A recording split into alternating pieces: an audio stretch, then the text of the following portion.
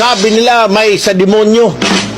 Pero kung ang mga batang may cancer ang tatanungin kung anong klaseng tao ang Rodrigo Roa Duterte, iisa lang ho ang sasabihin nila.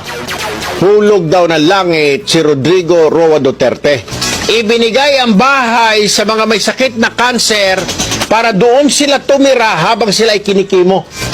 Yung sinasabi ng mga kalaban niya na berdugo, bastos, diktador, yung pala may puso. May puso para sa mga batang may cancer.